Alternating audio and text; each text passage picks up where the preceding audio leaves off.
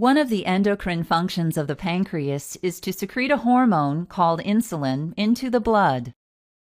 Microscopic regions of beta cells in the pancreas are located in the islets of Langerhans. These beta cells release insulin hormone. The insulin molecules leave the beta cells and travel into the bloodstream to regulate blood glucose levels. After a meal, increasing amounts of glucose in the blood trigger beta cells in the islets to secrete the appropriate amount of insulin hormone, which travels through the bloodstream to target cells, where it promotes the transport of glucose into the cells. Certain tissues, such as skeletal muscle and adipose tissue, require insulin to unlock their cells before glucose can enter. Insulin attaches to specific receptors on the cell's surface, causing glucose transporter proteins in the cell membrane to open, which allows glucose to pass into the cells.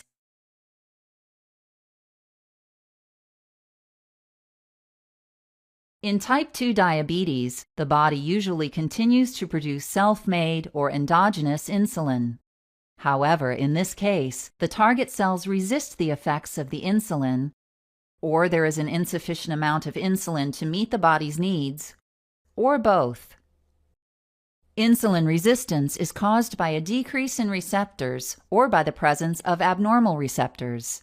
In many cases, a defect in insulin receptors prevents the normal effects of insulin on target cells, resulting in inadequate glucose transport into cells.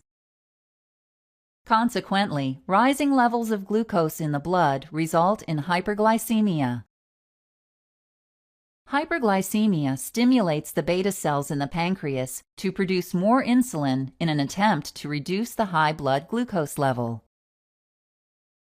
The overworked beta cells try to keep up with the demand, but gradually lose their ability to produce enough insulin. Due to the pathophysiology of hyperglycemia and the lack of insulin, the following classic symptoms of diabetes appear: polyphagia, or excessive eating, polydipsia, or excessive thirst, polyuria, or increased urine volume, and unexplained weight loss. Symptoms of type 2 diabetes that appear over time include fatigue, recurrent infections, changes in vision, pruritus or itching, and paresthesia, which is a tingling or prickling sensation in the skin. As the insulin deficiency continues, cells are unable to use sugar for energy, so the body breaks down fats and proteins to use them as an alternative source of energy. As fat breakdown continues, acidic byproducts, known as ketone bodies, accumulate in the blood, resulting in a condition called ketosis. If allowed to build up to dangerously high levels, a life-threatening condition called diabetic ketoacidosis results. An acute complication of medications for type 2 diabetes, called hypoglycemia or insulin shock, usually begins with an excessive dose of insulin or oral hypoglycemic medication. Excessive insulin or oral hypoglycemic medication causes cells to remove too much glucose from the blood, leaving an insufficient amount in the bloodstream for certain organs to acquire the constant energy supply they need to function properly. Because the brain's primary source of energy is glucose, it is the first organ affected by glucose levels below 70 milligrams per deciliter. The neurons, starved for glucose, start to malfunction, causing symptoms such as nervousness, shakiness, and confusion. If the glucose levels continue to drop, the electrical activity of neurons diminishes significantly, resulting in seizures or diabetic coma.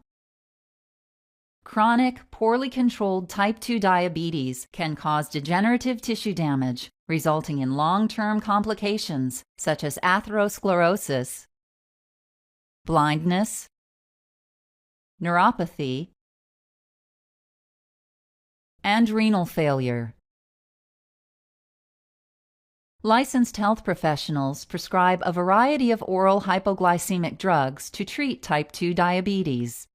Some treatments increase insulin production in the beta cells of the pancreas. Others decrease insulin resistance in skeletal muscle. Some treatments increase insulin sensitivity in target tissues. Others promote a slight decrease in absorption of glucose in the gut. And finally, some inhibit glucose production in the liver. Patients with type 2 diabetes can control their glucose levels primarily with diet and exercise.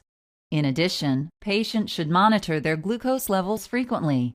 Blood glucose levels should fall between 70 and 130 milligrams per deciliter prior to a meal or while fasting, and should be less than 180 milligrams per deciliter 2 hours after starting a meal. When diet, exercise, and oral hypoglycemic drugs fail to control high blood sugar, patients can administer insulin injections. Medication should be continued with the use of non-drug therapy options.